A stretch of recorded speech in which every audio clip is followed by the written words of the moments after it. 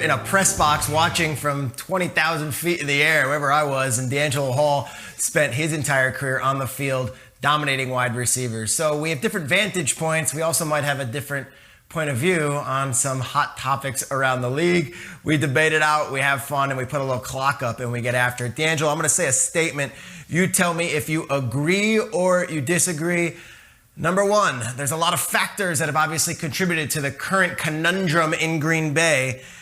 But one of the main issues stems from the drafting of Jordan Love last season. My statement is this: the Packers, they should have never drafted Jordan Love. Agree or disagree? Oh, I agree. Because look where we are right now, Peter. We can't say that they would have done everything the same way had they had a chance to redo it. I guarantee they would have took anyone. Could it have been a wide receiver, as I so graciously remind them every time I get an opportunity? Or could it have been another cornerback, because Kevin King gets picked on all the time because he plays opposite Jair Alexander, who I'll talk about a little bit later in my Hall Monitor segment, tell y'all why he's such a beast.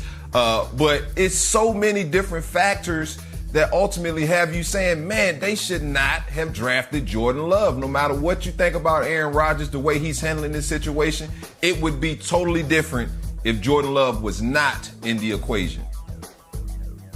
You're right. It absolutely would have been. But I don't know if you can base the draft around Aaron Rodgers' feelings and sensitivities. What I would have done is called Aaron Rodgers about 3 weeks ahead of time and said, hey, we might draft a quarterback. Or 2 weeks ahead of time said, hey, we might draft a quarterback. Or when they're on the clock, call Aaron Rodgers and say, hey, bud, I know this is going to be crazy, but we're about to trade up and draft a quarterback.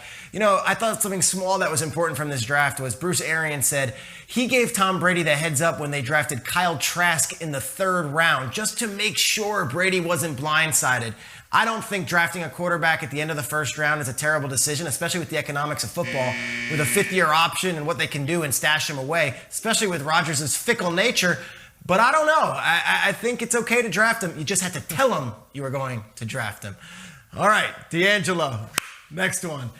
You were a Washington football player with Sean McVay when he was the offensive coordinator. The statement is this: McVay with the combination of Matthew Stafford is going to be lights out. The statement is these two are just going to light up the league in 2021. You agree or you disagree?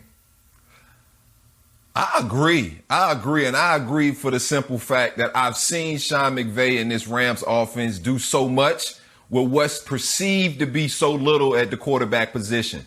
And so when you factor in Matthew Stafford and what he's been able to do through the course of his career in Detroit, I mean, if you can just swap the two, you just think of all the goodness that's possibly could happen with Matthew Stafford throwing the football for Sean McVay's offense. I mean, just endless arm strength. It's the decision making. I would just caution, Matthew Stafford has never had this much pressure on him ever through the course of his career. Can't wait to see it.